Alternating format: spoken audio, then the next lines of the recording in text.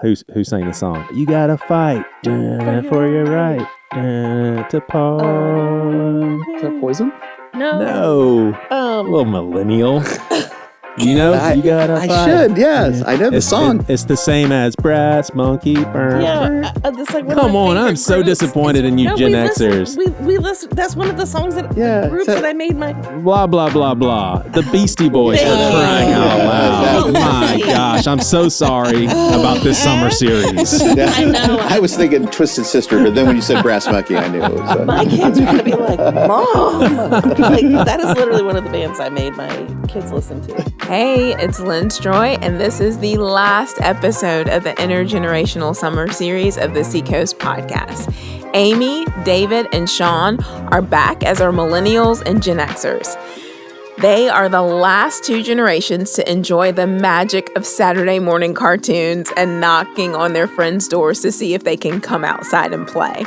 We have a new voice on this one sitting in for Sparkle Anderson, who you heard in the first two conversations with this group. Her name is Harmony Butler. I was born in North Philly, and I have memories of walking to school by myself, going to the store by myself, literally just walking in the city. North Philly is not the best part of Philly. Harmony Butler is a veterinary practice coach who works with businesses across the country, combining her passion for veterinary medicine and helping others grow. Harmony is a military veteran who enlisted at the age of 17. She has been part of the Seacoast family since 2019 and loves spending her free time with her family, building her collection of books, watching movies, and being in nature. She and her husband Myron have been married for 17 years and they have 2 kids. We hope you enjoyed hearing these conversations from the mouths of 5 different generations. What a fun summer of podcasting. Next week, we'll return to our regular episodes. And here's the last episode of our intergenerational summer series, Millennial and Gen X Style. Sometimes the lack of coping mechanisms when somebody's confrontational or adversarial, and they cower from it, or they go, I need the rest of the day off, or I need a mental health day after that, you know.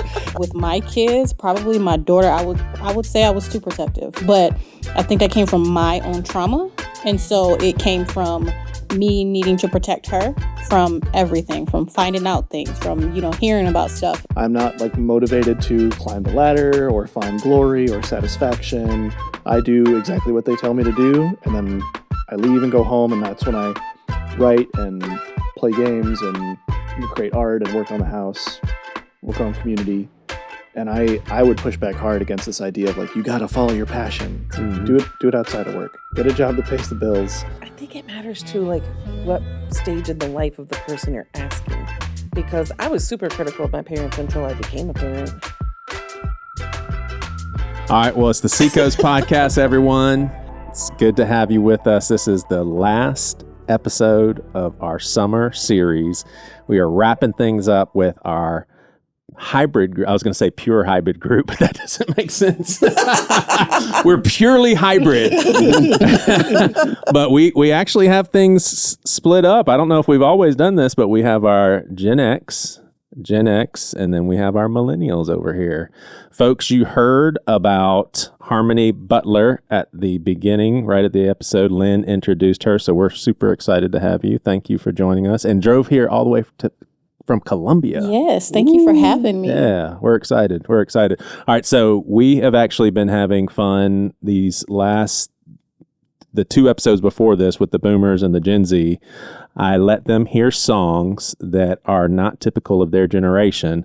And I'm going to tell y'all what bands that I played for the Boomers. I played Smells Like Teen Spirit by Nirvana, Shot to the Heart by Bon Jovi, and then the most popular Alanis Morissette song.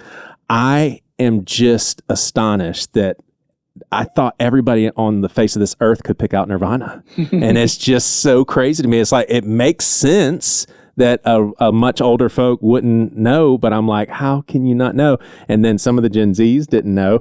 Here's what's funny about the Gen Z with Bon Jovi. I told them to raise your hand when you think you know it. All of them raised their hand, and then when I got to them, they named different glam bands, not Bon Jovi. That's great. And then another surprise was there was some Gen Z that could not identify, I want to hold your hand. They couldn't say Beatles. Yeah. Yeah. And then let's see, for the Gen Z, I also played Aretha Franklin, and they know the song Respect, but a lot of them didn't know who it was. And then I played a Hootie and the Blowfish song, and most of them knew that. So you guys are going to get 3 songs that all Gen Z would identify. Now, here's the thing. It's more entertaining if you guys don't know. So don't feel like you're being put on the spot. If you don't know, you don't know. And I will go ahead and tell you that only one of these artists I would have been able to recognize. Are you trying to cheat? Are you trying to look at my paper, David? I've memorized your entire set. All right. So 2 out of the 3 I would not have been able to. And I actually had to research what are popular artists from Gen Z because I knew what I would have played, but I wasn't on the money with that. So go ahead, and Caitlin, and play the first one.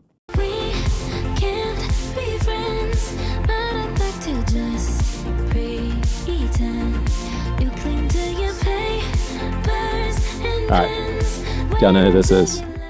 Just say it kind of gently raise your hand if you think you know it. like a half hand. No way I would ever know who this is. Do you know who it is?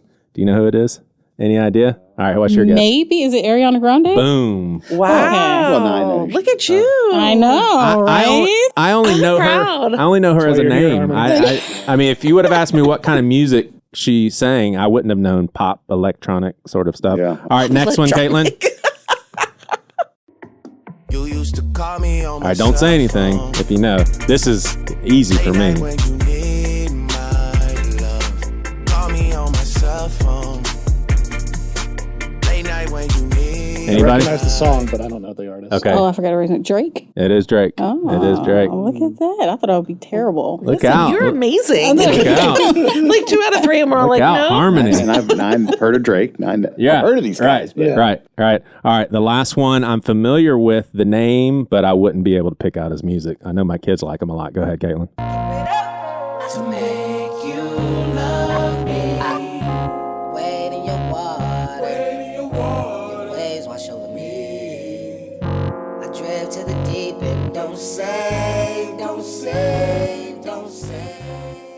Any guesses? No. No idea? No idea. Now, have y'all heard of Tyler, the Creator? No. No. Yes. Never even heard? Never even Never heard. even heard? No. I've heard of him. No? No. No. You've heard of him? I've heard of him. Wow. Yeah. That's probably, this has been the biggest gap of knowing other songs is you guys with Gen Z songs, except Harmony being the exception. Here's what's crazy about Gen Z that I have found with my kids. There is not a huge distinction in music preferences like there was growing up with boomers. When I was a high schooler, I didn't want to hear my parents' music anymore. I thought it just wasn't any good. Me and the kids will gravitate towards similar stuff. Like Gwenny loves all the indie rock stuff that I play. Me and my boys can find some overlap with some hip hop. Rosa loves Fleetwood Mac, for instance. Like, I think there's just so much good music that's been put out in the 70s, 80s, 90s, 2000s. It's like the younger kids are like, there's so much good stuff back then too. Like they're And acknowledging it's that. survivorship bias. Like there were 1,000 bad songs in the 70s, but only the 12 that were great continue. Yeah. So right now there's 12,000 bad songs coming out every year, but we don't filter them yet. In a decade, they'll be like, oh yeah, the 2010s had 4 So good they're getting the songs. best of the best. Exactly. Gotcha.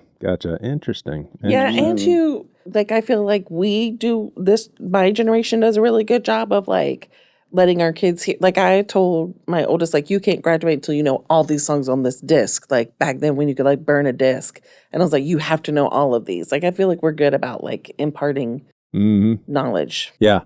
Oh yeah, I educated my kids on this is Nirvana, this is Guns N' Roses, Sweet Child of Mine. Yep. I mean, I wanted them to know this is Salt and can pepper. You, and like, can you recognize this is Tupac? Like this, can you recognize the cadence? And a lot of them can. All right, so next little icebreaker is I've got a bunch of Gen X sayings. And I want to know if they connect and if you said them, and I will be participating. And then I have the same thing for these millennials. But fresh as cool or impressive. I never used that word. I totally recognize that was a part of our generation. Oh man, that's fresh. Never used it. It just, did you ever? I didn't like it, but I heard people use it. We only said it like so fresh and so clean. Okay, we would so say it like that. singing out fast. Like, All right, gotcha. All right, right on, meaning agreement, like exactly. But I didn't say that when I was young. Right on. That seems like it came around later. Epic, huge, or amazing. I said that as like an adult. Like that's kind of epic. Yeah, that seems more recent. Yeah. Rad as totally impressive. I say rad all the time. Yeah. Yeah. Rad, bad. I did do that. Yeah. Now I never graduated to PH fat. we said that. Yeah. That's embarrassing. Yeah. All right. Gnarly for wild, intense, or cool. I say gnarly all the time. Yeah. Yeah. Bogus for fake, unfair, and bad. I don't know if I said Yeah. that. Totally. Yeah. For sure. Still. Totally. Yep. This one's kind of a surprise. Dweeb for awkward, nerdy person. That's very reminiscent of the 80s. Mm-hmm. Yeah. We said dork. Yeah, Nerd, dork. nerd, and dork. Yeah. All right. As if for sarcastic, indicating disbelief. Yes, clueless. That's all clueless. day. Yeah, I was about to say that. Gotcha. I'm totally unfamiliar with that. What? Really? You don't know Clueless? No, I know the movie Clueless, but I certainly didn't watch That's- it all the time. I watched like- Rocky IV and Karate Who Kid. cares? That's where that came from. There's now like mugs at the Target that say like as if. Yeah. Sorry, I didn't watch girly movies. Isn't it a girly movie? No, it is not. It is an epic movie. Oh, of it's an all epic proportions. thriller, right? It's a All right. retelling of Emma. All right, take a chill pill. I Yeah. never said it, We but did. yeah. And then janky for low quality or broken. We say jank all I the said time.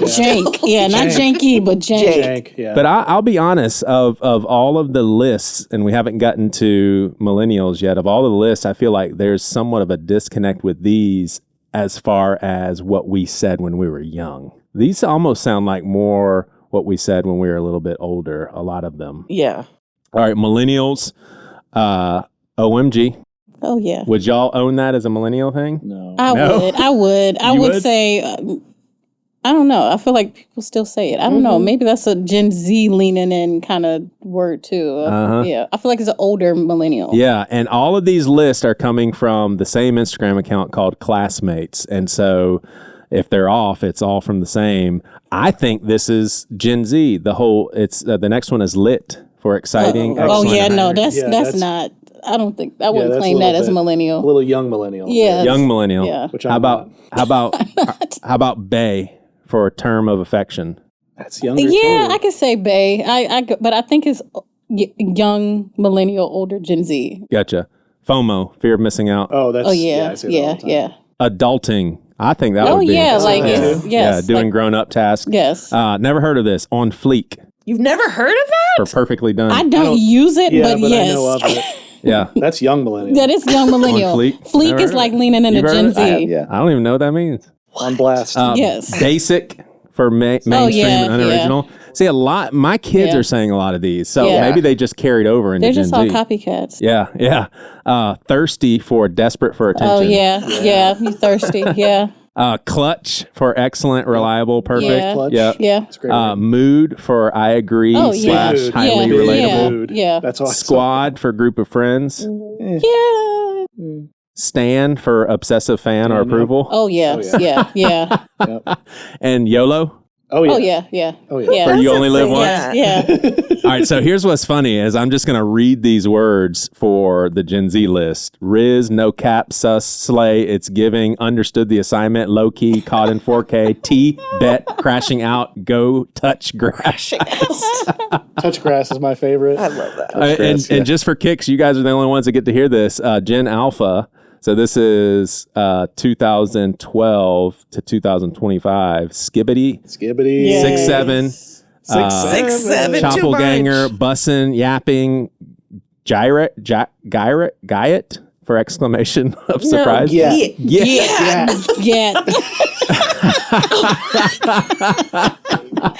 Hey, I just discovered this one recently, and there's a fellow staffer who is from Ohio, and I asked her if she had heard of this, and she yeah. did not. But Ohio is yeah. weird or cringe. Exactly. Oh, Yeah. Can really? you believe that? Yeah. Yes, they all moved here. What a knock. All right. NPC Yes. Oh, yes. for Yes. acting robotic or basic. Yes. Sigma is someone who does their own Yes. thing. Yes. Cooked, and I like this one, to be in trouble, defeated, or caught, especially like in sports games. The heat's cooked. They'll say, "Are we cooked?" Yep. Brain rot for mindless or low quality content, and delulu for short for delusional. I never. You've heard of that one? Oh, yeah. Do you use it? No. You go around saying you're I delulu. cannot imagine. But I'll say cooked though. I'll say cuckoo Lulu. Fun fact, my Gen Zer, yes, I have a Gen Zer, All my kids are Gen has Z. my name in her phone as Spawn Point. As what? Spawn Point. Yes. That's awesome. That is awesome. Yes. Yes. The disrespect. Yes. But facts at the same time. Yes. Yes. Yeah.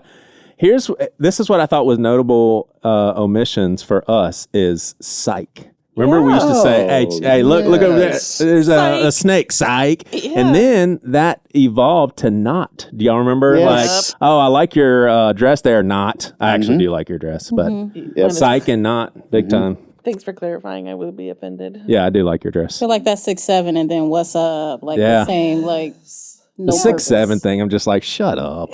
Come on. I mean, every time they're going to see 6 and 7, but what's funny is they're going to do that for the rest of their lives. And the nursing home, they'll be like, 6, 7. All right, so I told my kids that this is how old I am. I remember Skittles when they came out for the first time. I remember Lucky Charms did not always have red balloons and purple horseshoes. I remember the commercials that said, now adding purple horseshoes, now adding red balloons. I remember when the whatchamacallit candy bar came out for the first time. We've all got in our subconscious the Blockbuster experience. Oh my gosh. For people that didn't get to experience that, that's So a huge sad. loss. It's a huge loss. I like streaming. Yeah. I don't miss going into the creepy Blockbuster. Yeah, but it was such an experience. all the movies are gone. Oh, that's the worst. Remember when they added you could rent a video game? Oh, yeah. Oh yeah. Oh, Oh, that yeah. was life. Here's what I think does not get enough attention is I remember, and it was the same location all this time, right on Sam Ritt, was when Showbiz opened up. It eventually turned to Chuck E. Cheese, but I remember going to Showbiz. It was my cousin's 3rd birthday. She was turning 3, so that made me about 5. And with these robotic characters, the skee ball, all the pizza, Billy Bob walking around for crying out loud, the little rides you can ride in. I thought this is the best thing that I've ever experienced in my whole entire life. I was like, life just doesn't get any better than Showbiz. And then when our generation had children, we added beer. So now when you go to Chuck E. Cheese, you can have beer. Yeah. I was like, what is this? Like the first time I went there and I was like, you can get a pitcher of beer here? True story. There had been a shooting at one of the Chuck E. Cheese's. I think it was the one in North Charleston. And around that time, I took my kids to Chuck E. Cheese in West Ashley, and I heard and saw an argument escalating. And I said, kids, out, we're leaving. And they were like, why? And I told them in the car, I was like, there's an argument. And I didn't, not taking any chances. All right. Well, that was fun. We're going to start with a bang. Do you guys think that younger generations, so we're thinking Gen Z and on, are progressing society in a healthy way, or is society digressing because of youngsters? I mean, they're progressing. I mean, we don't really know what the future holds, but I definitely think I'm a little bit biased because I just went this past weekend to see my daughter get her PhD and listening to all those. She was born what year? 98. Yeah, true Gen Z. Made me a little nervous. I was like, I don't know. So just seeing her and the friends that she has, like, that have these big high hopes and aspirations of doing like things to really change society for the better, that makes me feel really hopeful. Yeah, I mean, it's pretty easy to be optimistic when you're looking at your daggum daughter Well, who just got her doctorate's degree and is going to Yes. solve all the world's Yes. problems. But I mean, like, just the things that like all the people around were talking about, like, oh yeah, I want to do research for this or I want to do research for that. And even my younger one, who's 2006, I mean, she wants to be a nurse because she's like, I want to give back. I want to help other people. So that makes me feel hopeful. I mean, I don't think there's anything this generation is doing that's that wild off from what we would do. I think every generation thinks the next one,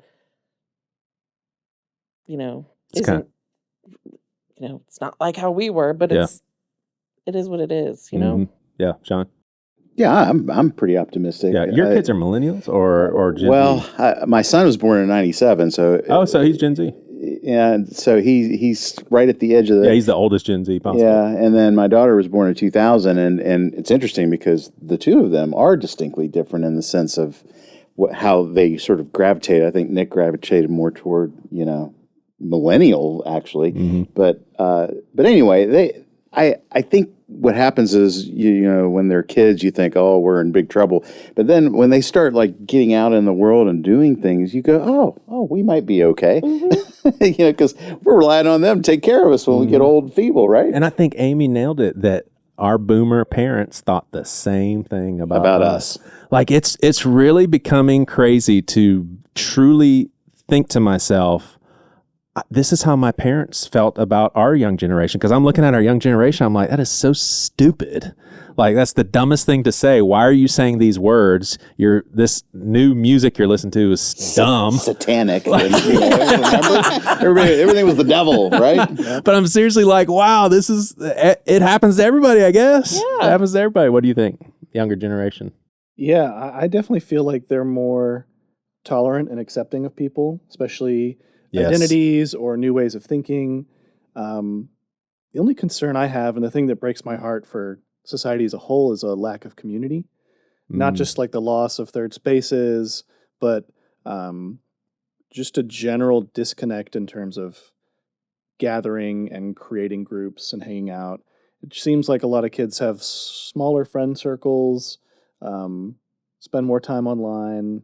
A lot of interaction is digital, which I don't think is a bad thing necessarily, but I hope that they can continue to find ways to develop community, even as we kind of fail them with like the lack of library funding and like I said, third spaces. Yeah, nicely done. Those are two very profound plus and minuses. Good job, man. He was in my youth group. Y'all know That's that? Right. Joey gets full credit. Take some for of that everything. credit right there. Yeah, it's all Take you. some of that credit. Yeah, after the trauma, I went to a lot of counseling. That's where I learned how to be No, that was all from Josh Neesmith. Oh man, what do you think about all this? I was literally going to be right there. I think I think it's because millennials are now the managers hiring the intergenerational things, and I coach a lot of businesses, and one of their biggest problems is managing intergenerational people. And I love the fact that they're like, my piece is what's more important than anything. I will be homeless and happy. Like I love that mentality, and I love that like you're not going to come across my piece. This is my break time, respect that time. Like I think they are the kings and queens that's going to teach us how to set boundaries. And I think that's fantastic, because I think our generations kind of suck at setting boundaries. They're not taking their work home. Yeah, no. Nope. Oh, no. Oh, no. And it's 5, gotta go. They're leaving some work behind that they were supposed to get done. But I also think their communication skills is one that concerns me, specifically Gen Z. I have Gen Z and Alpha in my home, and Gen Z seems to struggle with really how to communicate, even like telephone etiquette. It's just, hello? Hello, can I speak to so-and-so? Right. Yeah, go ahead. Like, it's just there's no communication. It's really, I don't know. And I think that's because like they didn't get a chance to be bored. And boredom as a kid teaches you how it's like little dogs and cats. They're playing, fighting, but they're actually learning how to hunt. And so when we were bored outside because we didn't have as many screens and things, and we rode bikes and everything else, I think they missed a little bit of that with technology, just filling the space for them.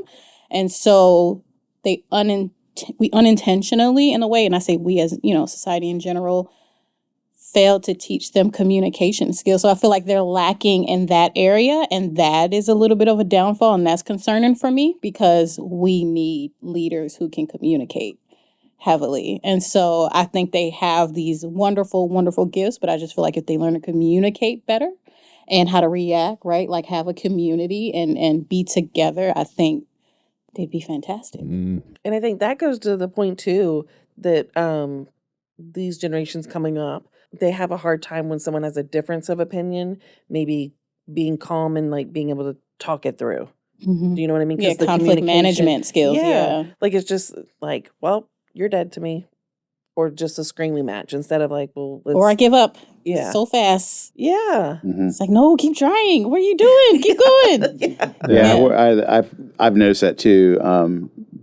Sometimes the lack of coping mechanisms, when somebody's confrontational or adversarial and they don't, they cower from it, or they go, I need the rest of the day off, or I need a mental health day after that, And so, our generation was always like, you pick yourself up, dust yourself off, and get back at it.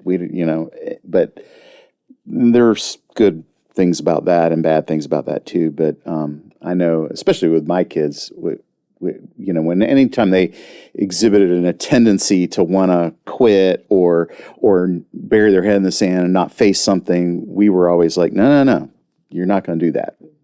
It doesn't go away just because you're ignoring it. And so that's one thing I think that maybe it'll evolve, but it is something I've noticed with the younger kids. Yeah. I gave the other two groups, so the oldest group represented and the youngest group represented, this example that I actually saw play out in real time, and I see it play out in public all the time. And it's basically a kid. So I'll give you the specific example. There was a kid on a dude's back. The guy whose back this little boy was on was talking to his dad.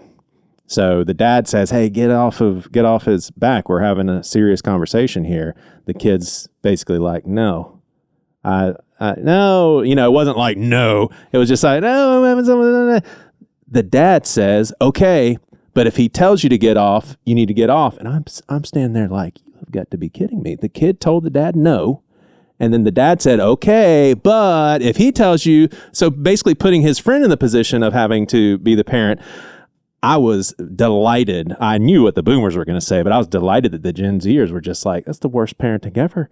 And so I don't think it's an age thing. I think you have good parents, and then you have parents that, and I've probably said this in every single episode because it comes across so judgmental. You can only parent to the extent that you were parented. Like if that's your only example was the parenting that you got and you didn't get good parenting, then I think it's hard to pass along good parenting. I don't think it's impossible. I think a lot of people have been able to do that. But I don't even have to ask you guys whether or not y'all think that's good parenting. Did you want to say something? You look like you were... Some people have really bad parents and they know what not to do. That's true, so Amy. they overcome it. That's true. But I do think you have to have some kind of reference point. So whether it's good, bad, or indifferent. I mean, I know there's things that my parents did that I should have done. And then there's lots of things I did differently, And we all kind of catch parents at different stages in their lives too. Like my oldest had me, I was 20 when I had her, but my other one 27. So totally different places in life, Single mom with this one, married with this one. So I think it just depends like what, my parents had 5. So the experience of the oldest versus the youngest, that's like night and day, So would you be willing to tell this theoretical dad, that's theoretical to you, I know who this person is, would you be willing to say, you know better? You're just being a lazy parent. You know better. That kid told you no? If I saw that, but I would have been like, nope. He said no. You would say that? You would parent for the parent? I was there, if it was like you and me, I would say that to you, yeah. Oh, so if you have a relationship. Yeah, I wouldn't just say to like a random stranger, like, "Hi, I do this better than you." I would just stay out of it. But I would like look at whoever I'm with and be like, "That's what's raising our kids." So basically what you're saying, I'm trying to get to the root of this. You're saying there's no excuse for that. Even if you had a bad parent, you should know better. Mm-hmm. You told your kid to stop doing something. Your kid didn't stop. And then you said, "Okay, but if such and so," you're like, there's no excuse for that. No. Okay. I mean, I think if you're an adult and you say no, it's no. Yeah. Would y'all think more along the lines of, it's no excuse, you should just know?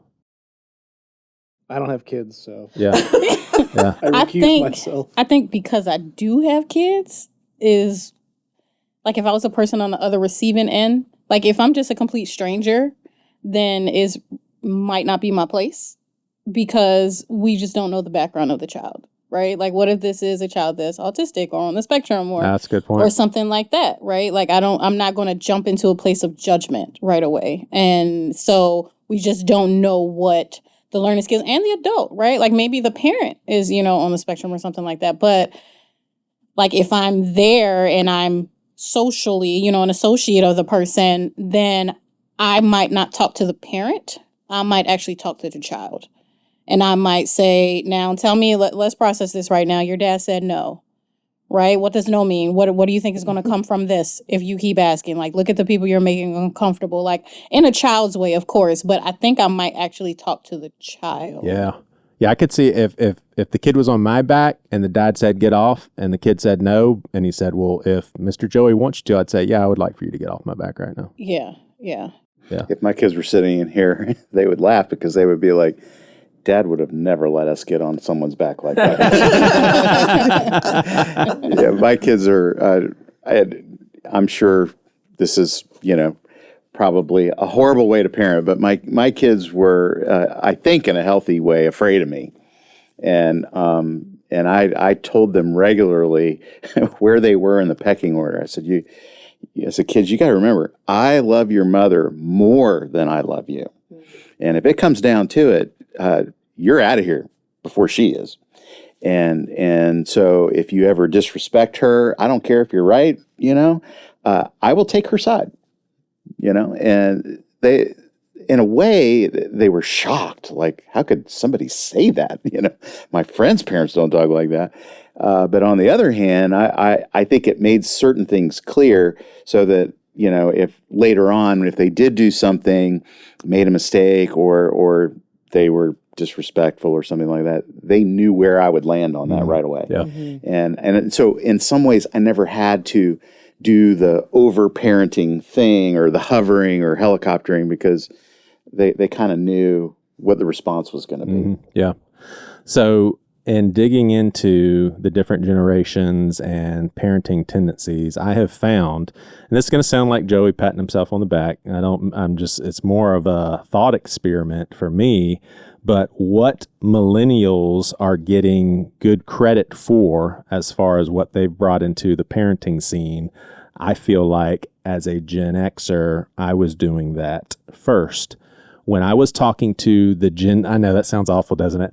When I was talking to the Gen Z kids, they're all parented by Gen Xers. I could not believe what they were saying.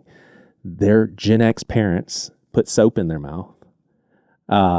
I'm like, you realize you can't do that anymore, right? They're like, really? I was like, and in real time, we looked on AI and it's basically like, yeah, it's not appropriate measures of punishment. But most of them said that there was not a whole lot of explaining and the whole, because I said so. And we talked about how there needs to be a feel of because I said so, like mom and dad, whatever they say goes. But if you stop there, you're not teaching your kid anything. And so this is what millennials are getting credit for. And I think it's great that you guys are bringing this in. You're the first to normalize therapy, the first to openly discuss mental health, the first to intentionally break generational patterns. And then it says, if you're a millennial parent, you're not just raising children, you're rewriting the system. But this is a episode that we did about probably a year or two ago on the Seacoast podcast with some Gen Zers. It's not a part of this series, but I was a little, my heart was a little bit heavy that they said, and obviously they're not going to throw their own parents under the bus, but I asked them, I said, generally speaking, when your peers reflect on their parents, which is basically mostly Gen X parents, do you hear positive sentiments and like a liking towards their parents? And they said, no, a general rule of thumb is our peers are very disappointed in their parents and hurt. And I really had this optimism that Gen X kind of changed some things, and it doesn't sound like it. But it could just also be that in any generation, you're going to have parents that didn't do the greatest job and, for one reason or another, and then parents that did do a great job. I think it matters too, like what stage in the life of the person you're asking, because I was super critical of my parents until I became a parent. You know what I mean? And like then you start to realize like this is not Like, easy. are we talking teenagers, preteen? Right. Yeah. Yeah. So I mean, I think it depends like where you are in your state. Because I mean, like honestly, my first Mother's Day as a mother, I went to my mom and was apologizing. Like I was like, I think I was awful, and she was like, "You think?" Yeah, for me, the turning point was college. When I went to college and saw how a lot of my friends were acting and like didn't know how to do laundry and couldn't handle like basic coping skills and couldn't organize, I really appreciated all the things that they instilled in me when I had to do them. Yeah. Once I moved out of the house. Yeah. Yeah. What would be, and for you, David, it's looking into the future, and you may or may not have, or I know you don't have kids, but you may not want kids, Not whatever. that I know of. Yeah. So in the future for you and then you guys currently, how did y'all do things differently than your parents? And how would you do things differently than your parents? You already mentioned that there's some things that you did differently. What would be one or two?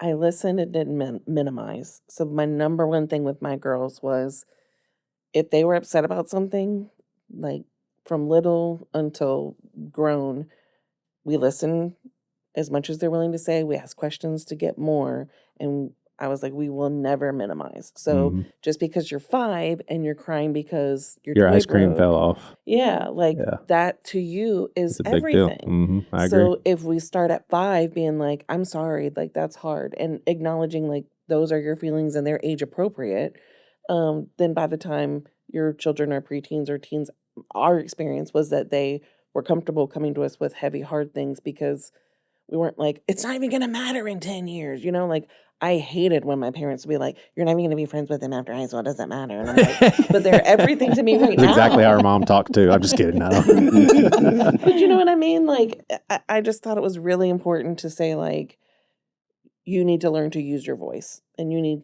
to know that your feelings count and how to process them so that they stay age appropriate, you know? Yeah, and I would say sadness and crying, legit tears, always. But I think where we need to be careful is not reinforcing that you can throw a temper tantrum and like, you know what I'm saying? Two different categories. That didn't happen to my house. Oh, yeah. No, Yeah. I'd be like, you better get up. Like, you can take that to your room. Thanks.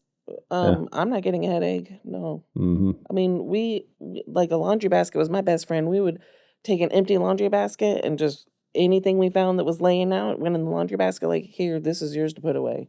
I'm not putting this up. You know, like teaching them independence. And I mean, I was, especially with Abby, very strict. My younger, not so much. But yeah. How'd you do things differently, Sean, than you were parented? Well, my parents were very hard on me, and I got knocked around a lot, you know, not in an abusive sort of way. Okay, how does that work? I was knocked around a lot, but it wasn't abusive. Yeah, like my mom would wear me out with the wooden spoon, and Dad had the iron finger and would like punch you in the chest, down you'd go, you know, or he'd whack me in the head, something like that. But I didn't do that to my kids, although I did occasionally use the pointy finger, but I never. No corporal punishment? No. Interesting. We're going to get into that. Yeah, I didn't, because I didn't, that was a direct reaction against.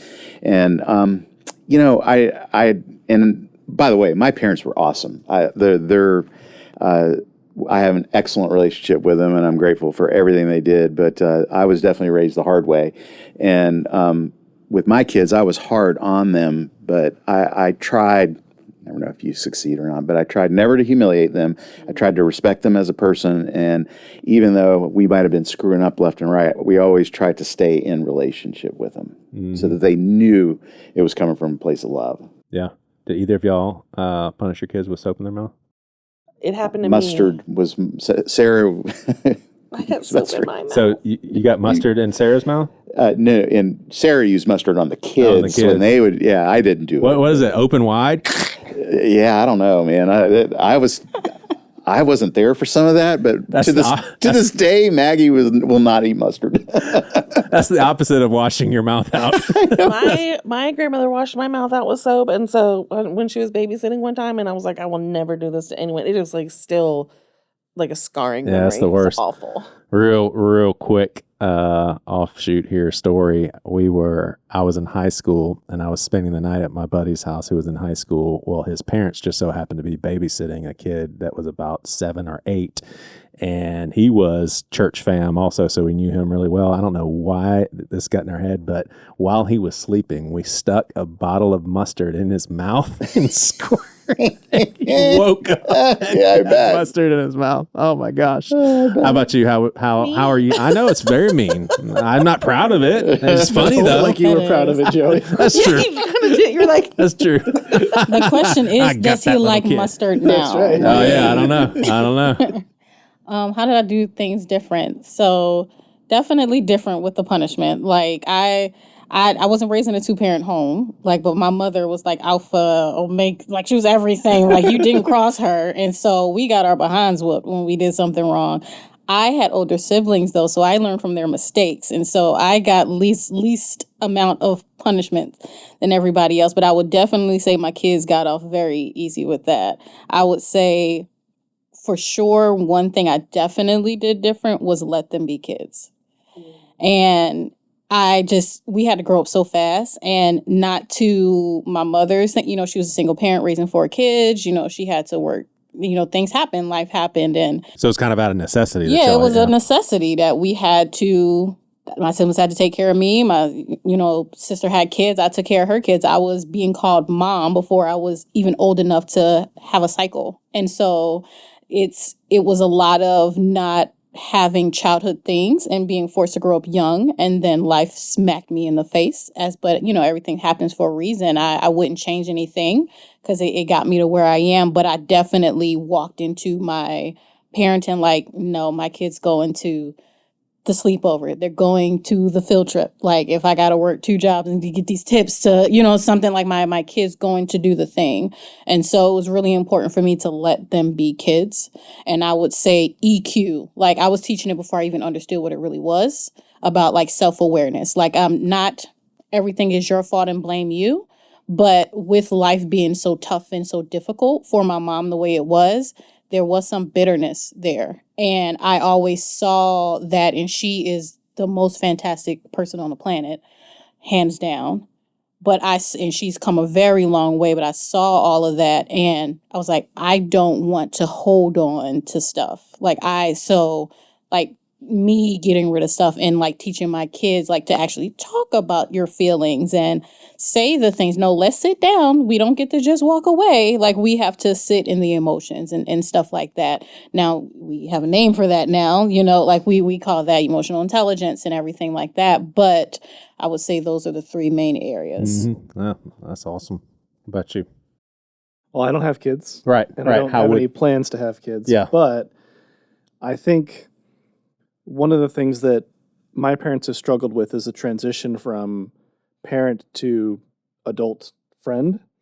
And I'd like to think that if I did have kids, I would try to prepare them for the transition, especially towards like high school, college age, not just teaching independence, but also making it clear that, I want to continue to have a relationship with them throughout their life. Mm-hmm. And my parents and I have managed to maintain that, but I know a lot of people struggle with that. Oh, yeah. And that's something that I'd be on the lookout for. Yeah. Yep. All right, real quickly, your opinions on spanking. And I'll just say that just so y'all have context, our listeners are sick of me giving my quick spiel, so I'll make it as snappy as possible. But I spanked very minimally and probably stopped at the most was 3 years old, maybe 4.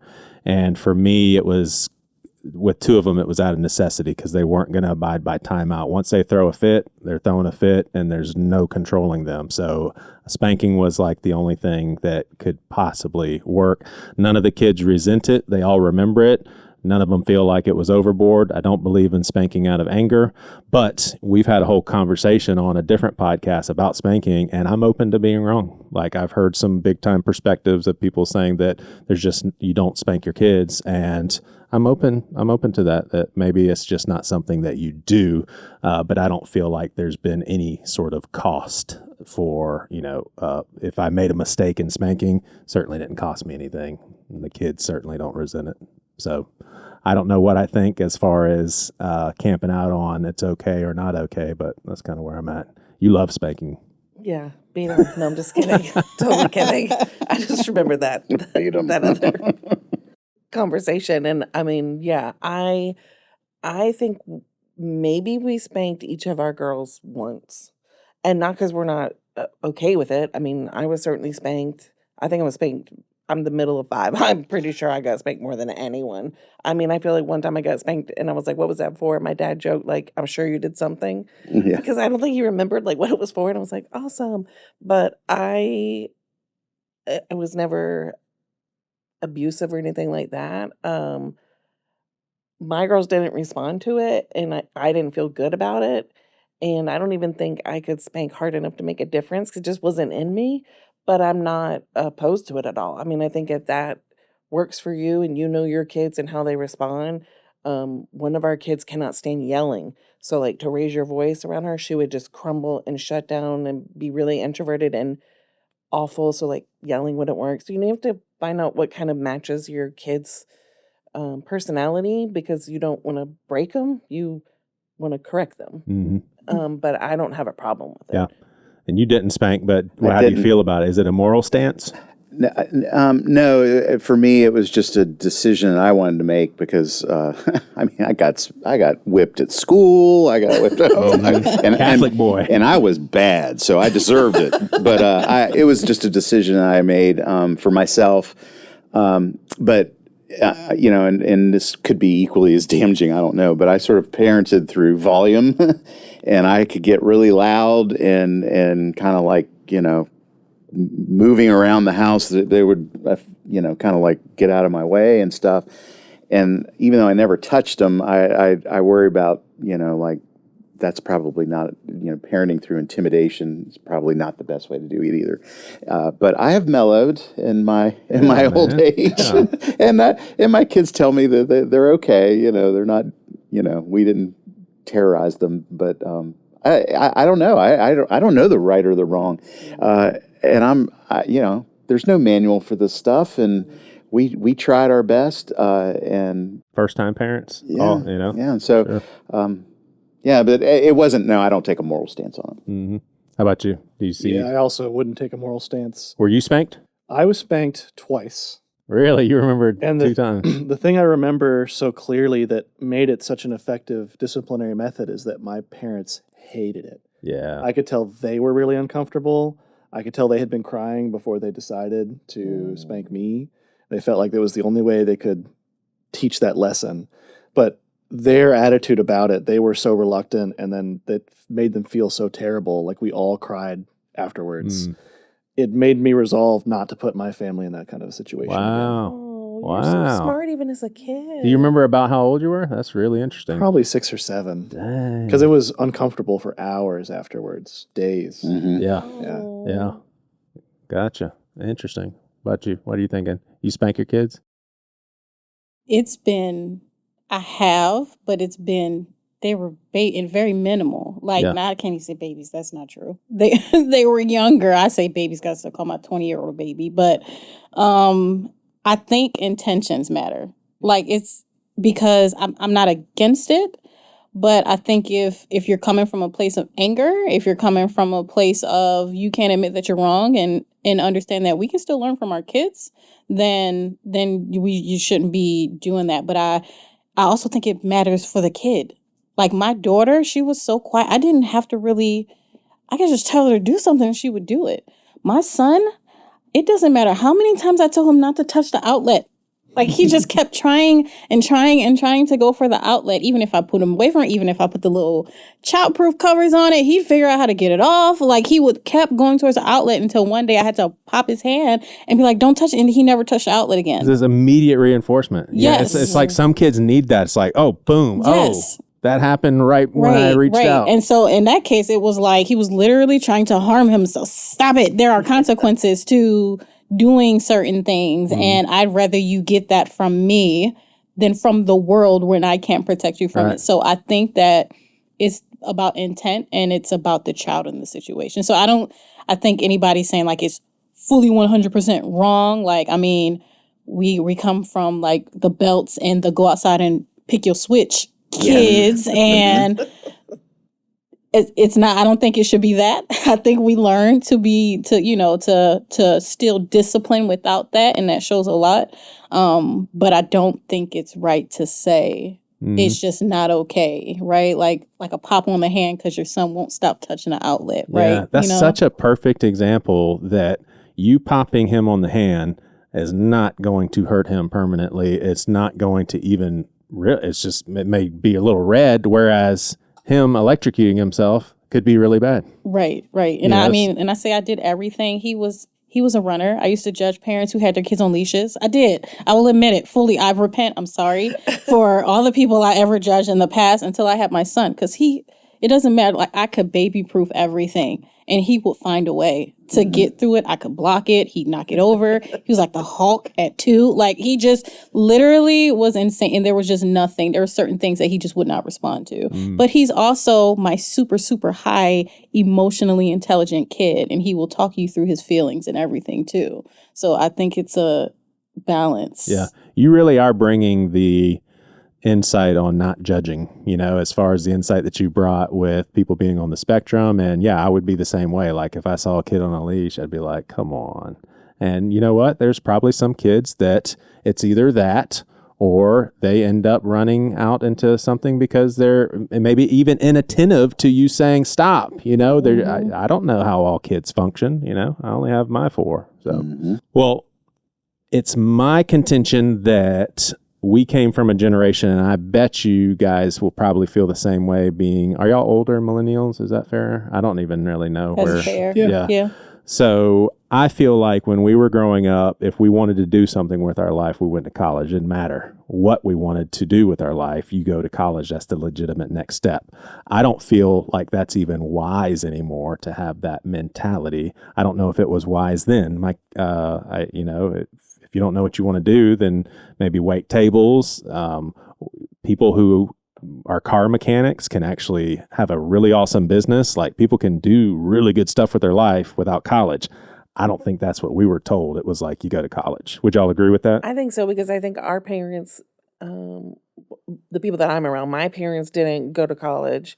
And they started to notice, like, the people who were moving ahead and surpassing them, the younger people, had gone to college. So they were like, you've got to do this to move ahead. Like, this is, like, I wish I had done it. I hadn't done it. So then, we went to college, but then we also, some of us, our generation, some of us didn't finish. I didn't finish. And I'm good. But I see the value of it. Like, I have one with a PhD. And then I see one that when she graduated, we were like, I think you should take a year. And we started talking to her about that during her junior year of high school. You don't love school, and there's a million things you can do that don't require you going to college. And so she took a year off to kind of decide, like, what do I want to do with my life? And then decided I want to be a nurse, so I can go and do nursing school. I don't have to go and do like math 101. Like, I can just do this program and go. And there's so much value in a lot of trades that are gone because everybody was like, no, go to college. And now, like plumbers, electricians, like, these things are valuable, and we need people to go to trade school and be able to do these things. Yeah, I don't even feel like I don't think it was from my parents, but I didn't feel like there was even a choice. It's like, when I graduate from high school, I'm going to college. You go to college, yeah. Did y'all grow up in that sort of climate of that's just the next step? Yeah, with one important caveat where my parents pressured me to go to college for a career that would pay bills. They would not allow me to go to college for photography. They're like, you're going to get your business degree, and then if you want to come back later and do photography or something, you can. So to them, it was very much a career-focused thing. Gotcha. We're going to get right back to that. Yeah, that's what I'm kind of leaning in that too. It wasn't necessarily about you got to go to college. It wasn't that pressure, but it was like, you got to do something.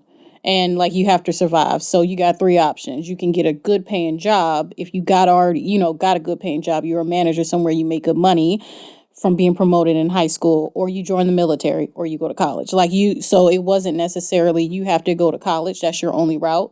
It was you have to do something to maintain and survive and be able to start the process. And if you don't know what you want to do, join the military. I mean, that was me. I had no idea what I wanted to do, and I actually enlisted at 17. Dang. Were you scared? No, I was homeless and broke. I just and I had been fed. If I don't do this, I have nothing. Like that it's like almost like ingrained. Like I have to do something, and we don't have money, and so I was working at Papa John's. So I'm like, that's I'm not going to be able to do nothing with that. So in high school, like my senior year, I wasn't even done with high school yet. Like I enlisted. Yeah. What's line of service? Army. Nice. Thanks for your services. How long were you in the Army? I was in for 5 years before I got injured, and then, and got out. Gotcha. Yeah. Gotcha. Well, I want to continue with what David just shared, and I'll start with you. Do you appreciate that instilling of make sure you can pay the bills? Because that's the next line of questioning is, what were you guys motivated in when it came to finding a career? And it may have shifted over the years, but was it more about finding something that you loved or more about finding something that would, pay not only the bills, but maybe even a great deal of margin? And I've told the other groups this, that I just read a book that's it's the sum total of hundreds of interviews with boomers. And the one thing that they all agreed on was those that went after money instead of what they enjoyed regretted it. And those who went after things that they enjoyed as far as a career, in spite of the money, did not regret it. And there wasn't one exception. So I'm curious where you guys are at with that. I would push back hard against that. Mm-hmm. I'm very grateful to have the career and the job that I have, but I do not care about that. It's not my passion. It's not my interest.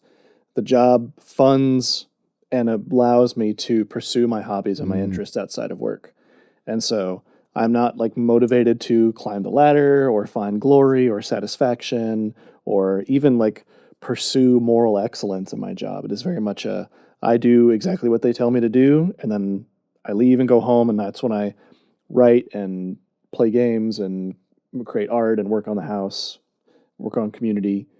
And I would push back hard against this idea of like, you got to follow your passion. It's like, do it outside of work. Get a job that pays the bills. Do you enjoy your job at all?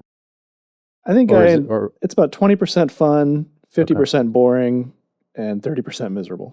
Gotcha. That's really interesting. Very interesting insight. I mean, it makes sense for sure. And I've published 8 books, and I have a great community, and I love my hobbies, and I love that my job allows me to do that. Mm-hmm. Yeah. Mm-hmm. Yeah. When I reflect on my career, it was never a super high paying job, and I'm able to make some extra money with some podcasting, editing, and all that. But I can't imagine myself doing anything else than what I've done the last 20 years. And I know that I've enjoyed it.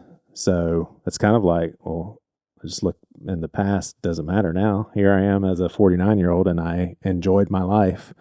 What do you think? I would say I originally leaned very heavily into you have to make enough money to take care of your family and yourself, because if you don't do that, there's like Maslow's law, like you're not meeting your basic needs. And so I would also say I'm completely against that now. That's not like I had a stable job. I had stable jobs, plural, and they just were not fulfilling. And I knew I needed something to change, and I will choose any day. I've seen the benefit of choosing what you love and what you're passionate about. That's taken me so much further than what I would have done just kind of hustling, because it's not just touching my basic needs, it's touching my mental needs as well. And those tend to weigh heavier on you. Like you can be scooping manure and be happy, but because your mentality is good. So if my mentality is horrible at this place, I'm not going to do good. But I agree with him in the sense that as long as you're doing something that you're passionate about, then it's going to cancel out everything else. But for me, that was just heavily related to my work. And I wonder if it's even a wiring that David has that he can compartmentalize and say, look, this is paying the bills. I can get through an 8-hour day and then get to my fun, where for some people it's like, this is just killing me. It's 100% misery. Like, I just hate this. I don't care that it's getting paid. I'm getting paid a lot of money. What are you guys thinking about this? And it depends on the job too. Oh yeah. Don't just Yeah. quit your job. Yeah. Oh my gosh. Just quit. I grew up really poor, and our parents stressed college. But if you're gonna go, you got to figure it out. Like we can't help you. All 5 of us figured it out. I didn't finish, and I got thrown into adulthood at 20. Having my daughter, and I kind of fell into banking. It was banker's hours, and there were benefits, and so I quit school to go into banking full time, and there were holidays and things that I had always worked retail, younger, so I didn't know. And then 30 years later, like almost 30 years later, I found my way, to a part of banking that I enjoy. So I'm doing lending. I really enjoy what I do. However, it did start as like, I got to pay some bills. Like I have to figure this out. Like I can't work for $8.25 an hour and live. But I also instilled in my kids, like, education is great. Again, I don't have money for you, so you're going to have to figure it out, which, my oldest, she did that, went to school for free. It was important to her to focus very young on education.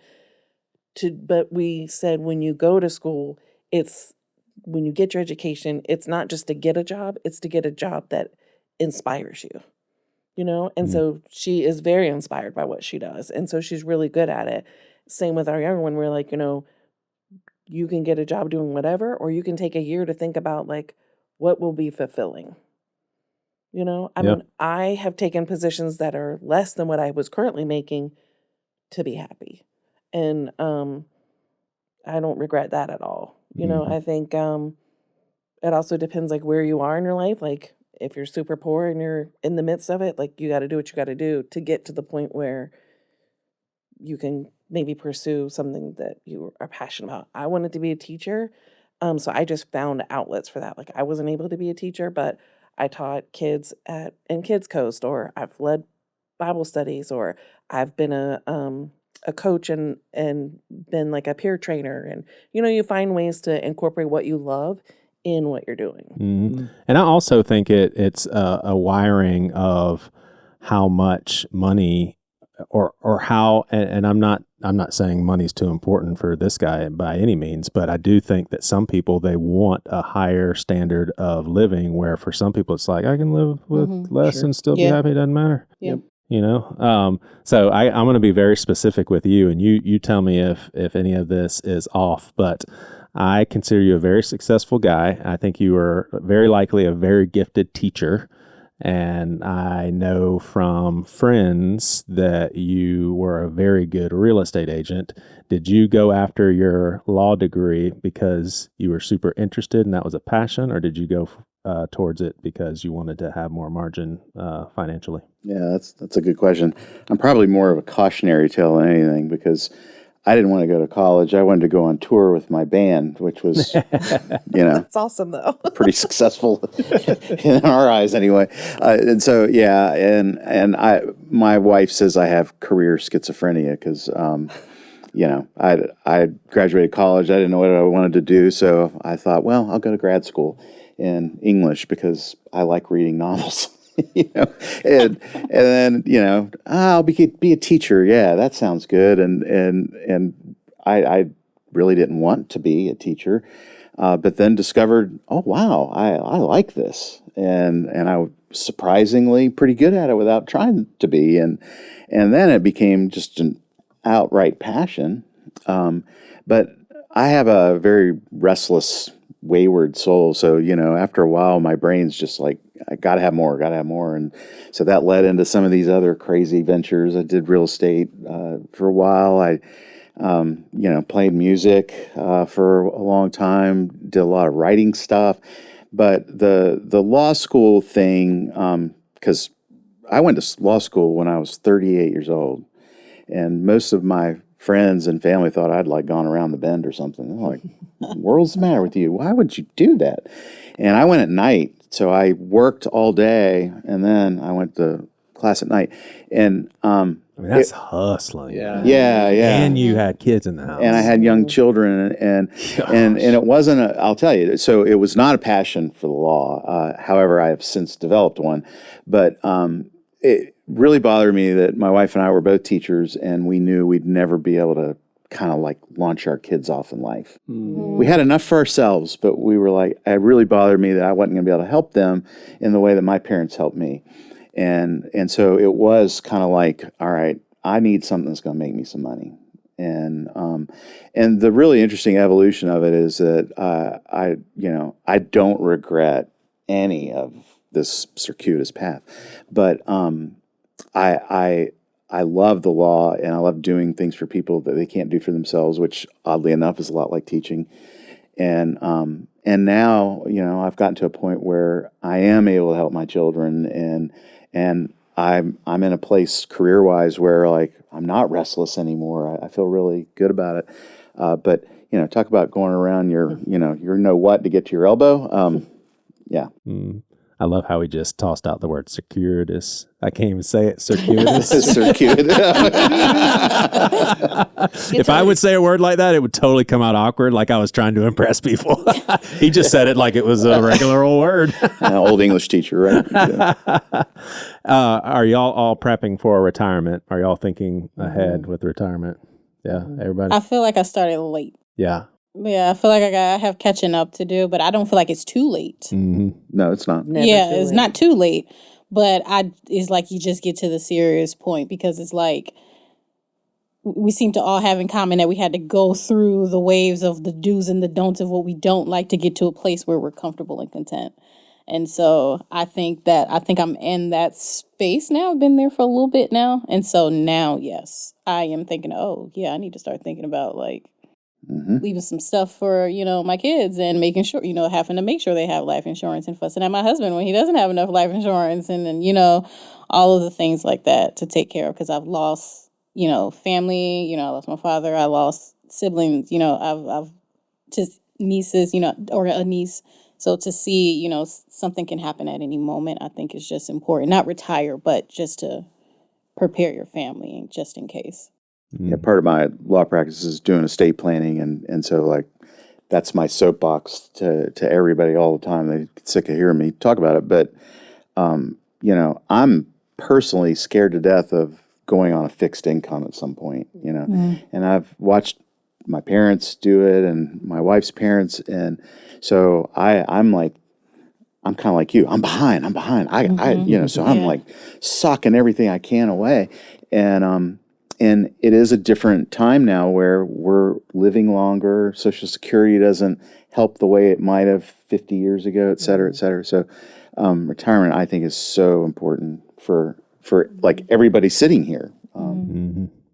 Yeah, I've been at my job like almost 13 or 14 years. I can't remember, but I remember interviewing, and the lady Paige that interviewed me was like, we match up to 10% dollar for dollar 401k. And I was like, I don't think I heard you right. That's amazing. And she's like, people don't appreciate that. She's like, I'm so glad you appreciate that. And even like, I don't know, what would that be? Like early 30s or what? Being like sold, you know what I mean? And I've said a million times, I do love where I work, but it's going to be really like, I cannot imagine ever leaving, because that is a huge benefit. Yeah. Like dollar for dollar up to 10%. That's wild. That's incredible. Huge. And So it's huge. And it's a huge benefit. That's a huge benefit. Mm-hmm. It's a blessing for sure. Yeah. For sure. And I sometimes the pastoral comes out in me, and I just want to tell people who are listening or watching that it was a process for me when I would see peers of mine who chose more lucrative pathways, and seeing them be able to do things with their houses or take more lavish trips. And I think the thing that really released me from all of that, and whether it was God giving me this or not, but hitting me that I am, and I'm not even talking like a heart thing, I'm talking monetarily, I am richer than the vast majority of people in this world. Mm-hmm. And at that point, I was like, I am not going to ever worry about money again. Like, and then visiting places like Haiti You know, I went there 2 years in a row, and literally seeing people live in mutt huts and kids running around with no clothes on. It's like, oh, like we have 2 cars. We have an air condition. We can put food in the refrigerator so it won't spoil, so we can have it the next day. I mean, it's like we forget, even if it feels like we're struggling. And I don't ever feel like we struggled financially. It's just, you know, when you see people doing things that you wish that you can do, it's like, gosh, I've been richer than most people in the world for my whole life. Sure is, yeah. And I think everybody prioritizes money differently in their lives, and so, you know, like I don't need things. I just want security, you know, so I don't worry about it. But like you, I maybe it's a function of getting older, but I tend to crave experiences, quality time with people more. Like I would rather take a great trip than go buy something for myself, you know. Because that kind of is the richness I think you're describing. I feel that deeply. I think we are living longer, and I don't want to be a burden to my kids. Yeah. You know, I want my house paid for when I retire. I don't want to have to get like a reverse mortgage or something crazy. And I don't want them to be like, are you eating? Do you have, like, I just don't want that, you know? I want to know that when I retire, like, I'm not a burden to anybody, because we live longer and longer and longer, and who knows if Social Security will be there? Probably not, you know. So, I mean, I want to be wise. Yeah, same.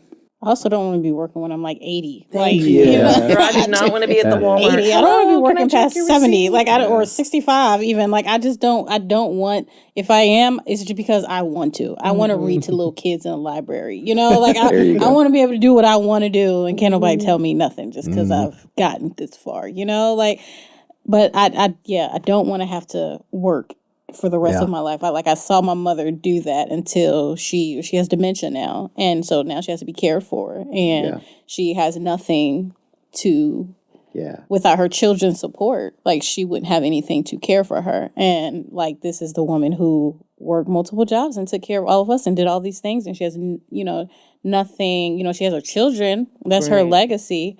But I just don't, like, if I'm getting older, just put me in a nice, comfortable home that takes field trips or something. Don't put me in no lame place. Like, I want to go somewhere that they go on rides and stuff, you know? Like, I want to be able to have my kids do that. Yeah, it's interesting. I love podcasting so much. Put a microphone in front of me and put people around me that I can have conversations with. Like, I feel like, here's my math. The longer I do this, the better I'm going to get at it. Seacoast isn't going to be discriminating if I'm a 75-year-old podcasting. They're going to be like, well, that's just an older podcaster. So I feel like I don't really need to retire from this. I like it. I mean, it's either talking with a microphone in front of my face and getting paid for it, or just going to the nursing home and talk to people. Well, I mean, you're living the dream. Thanks for rubbing that salt in all of our eyes. Not my dream.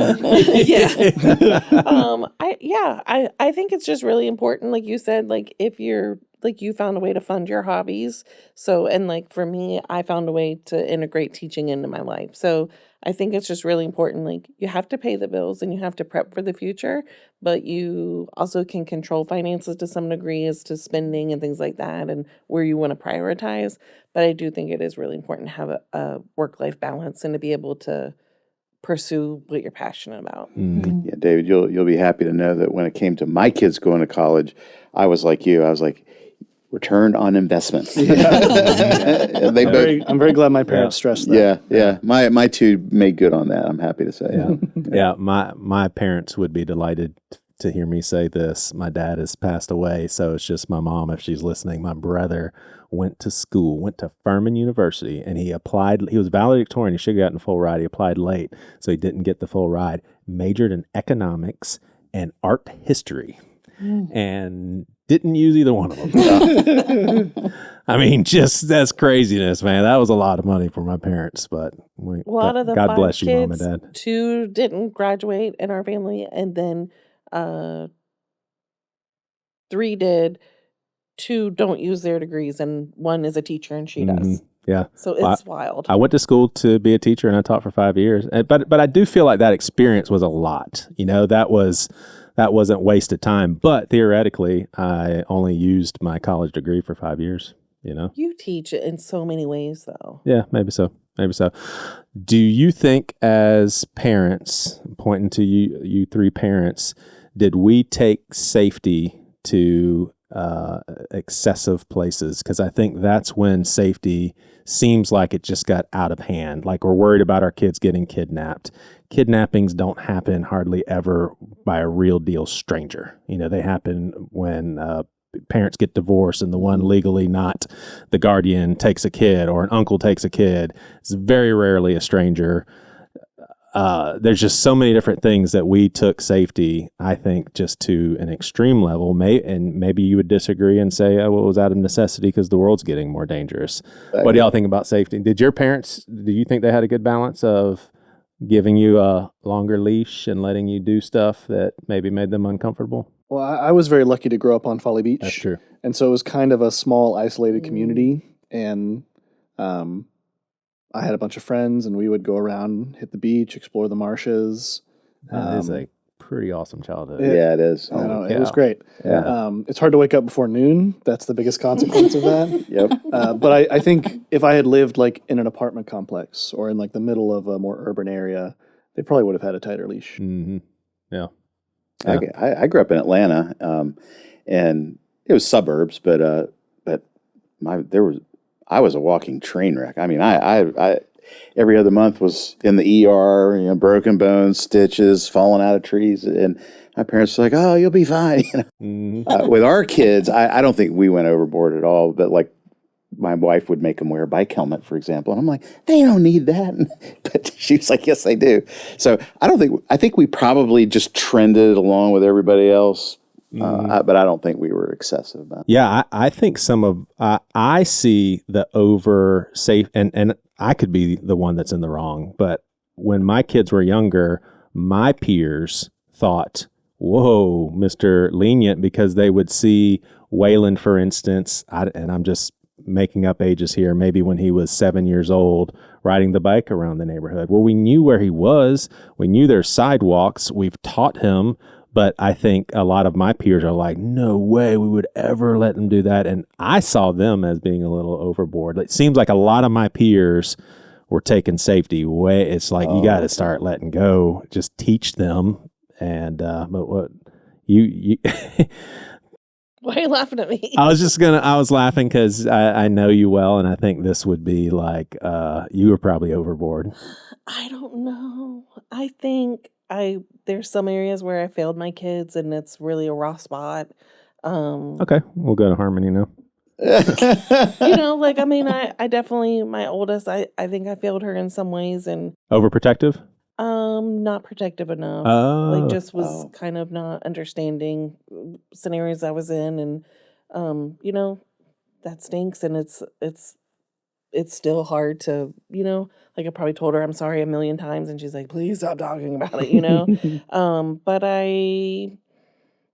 I don't think I wasn't crazy, like wear a helmet, wear safety pads, but I was very much like, okay, we watched Unsolved Mysteries going up, so all of you are kidnapped. We will have a drive-by any second. Well, for a second ago, it sounded like you weren't safe enough, that you had them in environments there's all that you different regretted. kinds of safety. So, Okay. it's going to be, there's tons of different ways it was. So I think I was, I think I failed in some areas and was overprotective in some areas. And, it just depends, like you said, are the odds that someone's going to pick a kid up, a stranger's going to run away with a kid? Those are probably not as good of odds as like, will you fall and break your arm climbing a tree? But I would definitely say climb a tree, but I'd be like, and I wasn't worried about that, but I would be like, you're going to get nabbed. You know what I mean? Like, hold my hand, stay right next to me. There's different things that you would worry about. So I don't think I was as overboard with like physical safety of like falling and hurting or something like that. But I do think like maybe didn't do the best job in other areas. Yeah. Yeah.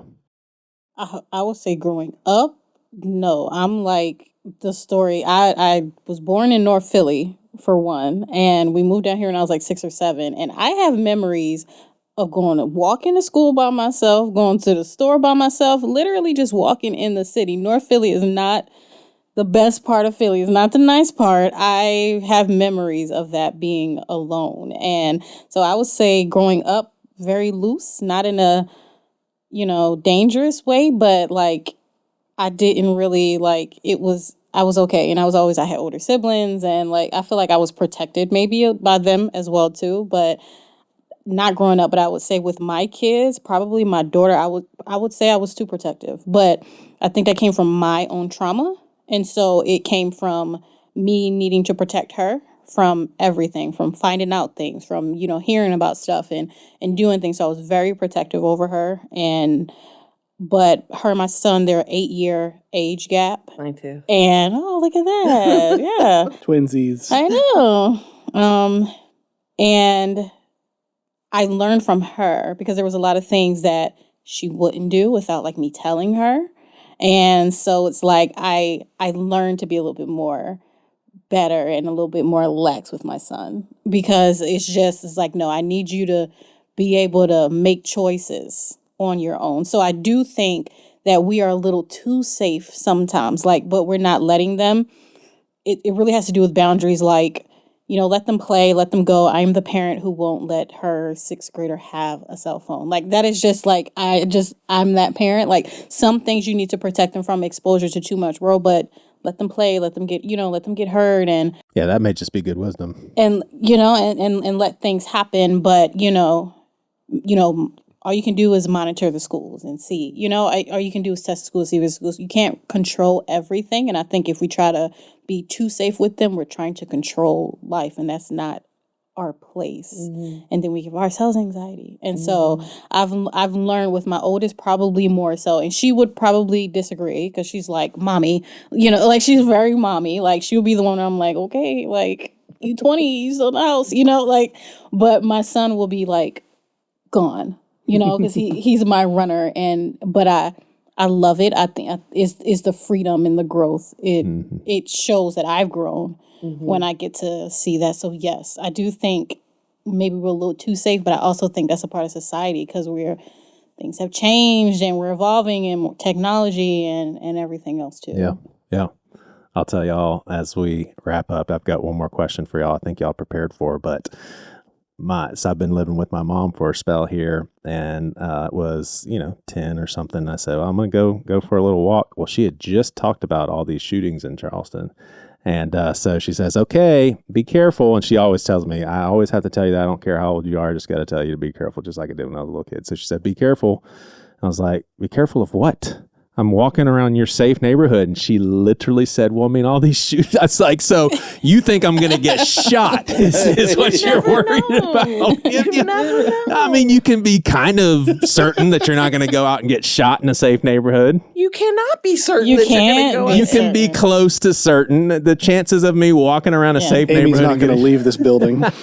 Amy's going to be I'm here just all like, Miss day. Barbara did a perfect job and still is, and I love her so much, and I'm with her. I don't know. I think the biggest difference is that it's building an illusion because the stuff always happened, but it's just reporting and news wasn't as readily available as it was then. Yeah. So I think it just gives us the illusion now that things are happening more frequently than they actually are. Spotlight fallacy. Interesting. And so we are more aware of it when we were kind of just blindly skipping and frolicking, and I hope you're right. It just seems like there's more shootings nowadays. it does. Well, it and also does. there's more drugs, and they're crazy Yes, drugs. there You know are. what I mean? There Like are. these They're trying different stuff. wilding Yeah. out things, Yeah. and I'm like, Yeah, they're combining things, and so I think more exposure plus more people doing the thing. I don't know. I think it's just discernment. And obviously, there's starting in the 90s, there's for sure more like school shootings and everything than Yes. prior to that. But it just seems like it's just getting more and more and more. I hope you're right that it's just because of exposure. Okay, I asked the boomers to each of them bring advice for all of us younger folks because we're all younger than the boomers. And then I asked the Gen Zers to tell me one thing in this world that they would change if they could change. And I made fun of most of them because I was like, of all the horrible things in this world, that's what you picked to change. It's pretty funny to me. But I gave you guys a choice. choice. You can pick one or the other. So whoever wants to go first, either one bit of advice that you would like to pass on to our listeners and viewers, or share one thing in this world that you would change if you could. Wow, that's heavy. Yeah. I feel like David's like nailed it. I feel like it's gonna be really wise. Way to put the pressure No on. pressure. Free ice Watch cream it on suck. Fridays. That's my. Be like, I hope everyone brings back the penny. Ice cream's always free on Fridays. That's the one thing I'm changing. There you I'm go. signing up for that world. All right, I will go. I think the advice that I would give to folks is something that I've recently appreciated and was always just kind of an assumption that I realize a lot of other people don't have. And that is to find and pursue heroes in your life. If you see someone doing something well that you really admire, I would encourage you to go and ask that person, like, hey, can we grab a burger? I want to know, like, you seem like a great dad, or you seem like a really talented writer, or I really admire how you run like this office. And I would encourage you to find those people, be on the lookout for people that excel or impress you, or, you know, even if it's just like, I admire that person's humility and their gentleness. That's something that I has benefited me a lot, is seeking people out and asking for advice and like looking up to people. Would you call these mentors? Absolutely. Yeah. I think that's more of a Christian thing though. Yeah. Really? Mm-hmm. Really? I just thought mentor was interesting. Interesting. I thought mentor would be. Yeah, anything That's, like that's more of a job Christian use. I've never heard it outside of a Christian usage. Wow. We use it all the time at work. Yeah, find your mentors. Yeah, Yeah, it's same a in the law. role. Yeah, Mhm. yeah, Yeah. What about you? right there, right next. I would say I'll choose advice, and because I think if people will learn this, it will help in so many other areas of their lives. And I would say increase your knowledge of feelings words. And I say that because a lot of people only know how to say, I'm mad, I'm sad, I'm happy.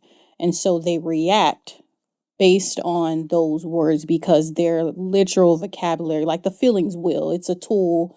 You can literally Google it. And they make decisions based off of being mad because that's all they have. But if they knew that there is a category under this word mad, do you actually feel disappointed?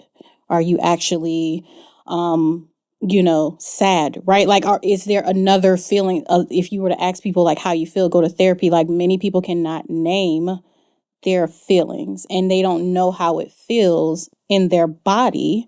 So they don't know how to correct it, fix it, or act according to that. So my advice would be, especially with today's climate and just so many things happening, learn and increase your vocabulary and feelings words so that way you really actually know what you feel. Because if you're just saying you're mad, but you're actually disappointed, you handle those two things much differently. And it'll help you with work. It'll help you with conflict management. It'll help you in so many different areas of your life if you do that. But that requires some self-awareness and some soul searching, which isn't easy. So that would be my advice. Oh, that's beautifully said, Harmony. You're so I would also smart. throw out the book Atlas of the Heart by Brene Brown. Yes. Oh, Brilliant my gosh. starting place. Yes, it So it's literally like a dictionary of 100 or 150 emotions, and it tells you what those emotions are like, how you can process them. She's phenomenal. She Excellent, is. excellent book. She is. Yeah. Love it. Vulnerability, that's her other. Yeah. Yeah, I shared what I would change in this world in the last episode. So I would say advice, and it's advice that I am still working toward. So I need to take it as well. And it's the saying, it's none of your business what other people are thinking about you or just in general. It is so subtle for me. And I was talking to my therapist today about this. It's just so subtle. I'll be like, oh, crap, I just did it again. I was thinking what they could possibly be thinking, and I could be completely off. And here I'm letting it cause me real emotional turmoil by mind reading. And that is a cognitive distortion. Yep. And that is not worth our time. And I'm working diligently to snuff that out. And yes, I do think that there are certain things that we can just overcome and be on the other side of. But I'm on that journey right now. Amy? I don't know if I guess it's what I would change. Like, I wish that we, as this whole world, just understood more like love is an action, not a feeling. Yeah. And I just wish that I would change it where people loved correctly. Preach it. Yeah. That's beautiful, Yeah. Amy. Yeah, that is. I mean, I just think that's like, obviously, I mean, and that is based on my faith, but I mean, it is literally everything hangs on how we love the Lord and how we love other people. And part of loving other people, he says, as you love yourself. And so when we're in our own minds and very critical of ourselves, we have to remember, like, that's not right, And so I think if we would love well and love with action, like taking care of other people and being empathetic and not cancel culture and not wanting war and not being greedy and, all those things would just be a lot better. Mm-hmm. Like you won't always feel it, right? Like you gotta do it even when you don't feel it. Yeah. And I mean, it also means like, because it's not a feeling, and it also means like doing the tough thing, like sometimes love isn't, it's not a Valentine, I mean, it's doing the hard thing. Mm-hmm. All right, the elder amongst us. Oh my goodness. Well, I rather than advice, I'll share something that I'm learning right now. I suppose it's a pretty cool thing. I work with a lot of old people, and I mean, I'm saying people who are 80s and 90s, and one of the things that they're teaching me is that the relationships that you have in your life are maybe the most important thing, which doesn't sound profound, but what is profound about it is that whatever your career was, whatever the things you have, achievements, learning, degrees, like as you age, all of that starts to fall away. And, we're born alone and we die alone. And there comes a point in your life where, really your entire well-being centers around the quality of the relationships you have. And so it's made me want to be, a better friend, a better dad, a better husband, better son. And I thought, boy, if somebody could have planted that in my head when I was younger, I would place that as a higher emphasis in terms of what I want out of life. And so anyhow, maybe it's just because I'm getting old, but I feel like I need to be better at being in the present and enjoying like just what we're doing right here. Oh yeah. So that would be my advice if I had to give any. Yeah, I love it. Well, hope you guys enjoyed this summer series. Thank you 3 for spending 3 weeks with us, and thank you so much for joining us. Sparkle, we missed you for this last episode, but we're super thankful for Harmony.